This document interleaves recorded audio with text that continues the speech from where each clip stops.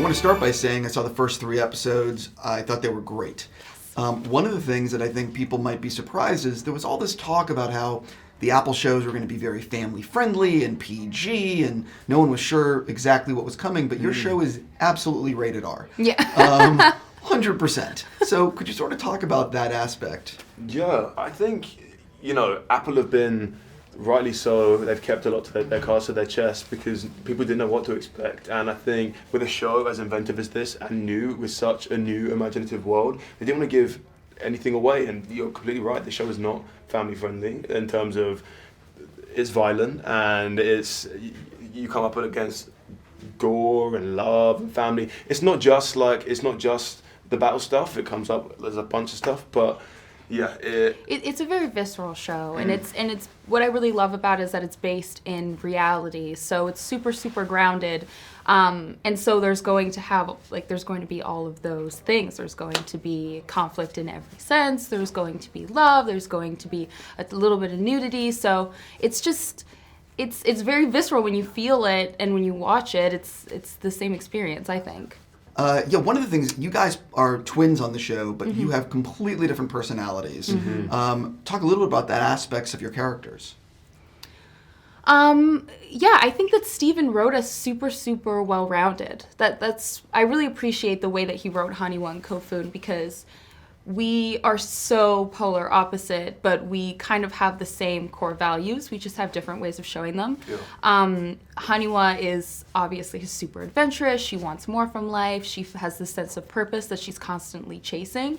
But she also really, really cares about family, and she loves and respects her father and her mother, just like Kofun does. She just has a very teenage girl way of showing it. And Kofun is really embedded in alchemy and life and community and family, and those are the kind of values that he holds so dear to him. And in an ideal world, Kofun could have stayed in alchemy in the safety of what that community was for the rest of his life and shut the secret away and never tell anybody. But deep in the deepest core, he probably wants more and wants the same things that Haniwa has, like we were saying earlier. Like it's like a tough exterior and soft shell and a soft exterior, and then when push comes to shove, a tough core for him as well.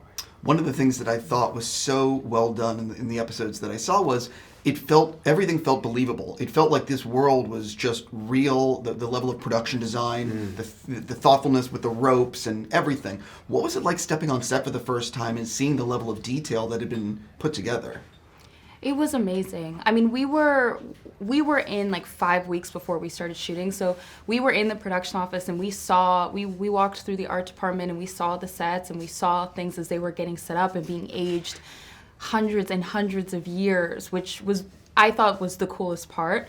But it's just, it was such a collaborative effort, and everyone was so excited to be a part of this show and to create this world together. So we felt really well taken care of. Yeah, it was really like a dream. Like Steven created such a visceral world straight from the page that seeing it, like literally before our eyes, walking through the production office, it was insanely exactly what I'd imagined, because he's such a detailed writer and creates such rich and like deep, interesting worlds that I saw it and I imagined it, and seeing it in front of us was overwhelming and breathtaking, and yeah, a dream come true. I heard from that you guys all had a boot camp. Now, did you guys do the exact same boot camp? Because your character is a little different. The boot camp, it was ran by the same people, but everyone personalized it based on the character. For us, we had the choice whether we wanted to do it or not. We both participated. I didn't go as often as Archie went because it was an ongoing thing throughout the show. I kind of decided to take a step back so I could feel that little bit of being on the outside of it.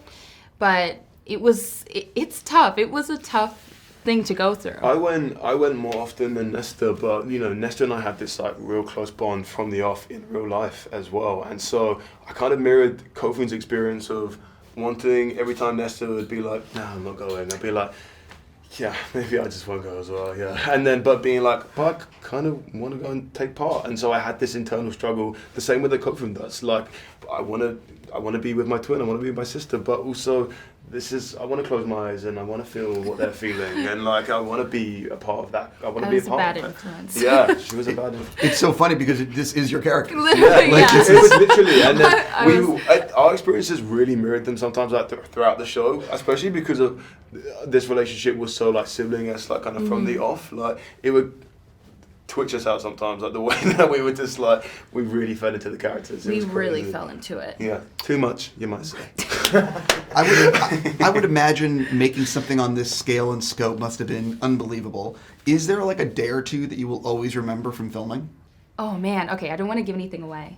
I think that in the third episode when they built that festival, with the big bonfire in the middle and all of the different tribes, like you had the blue tribe and the ones in all red, and just even the design of the priest and everything was just so well thought out and so built into the world. That was a really, really, really fun day for me. Yeah, for me it was the moment of like, wow, we're really in this, was during the slavers sequences, like in episode 3 when I was on the floor.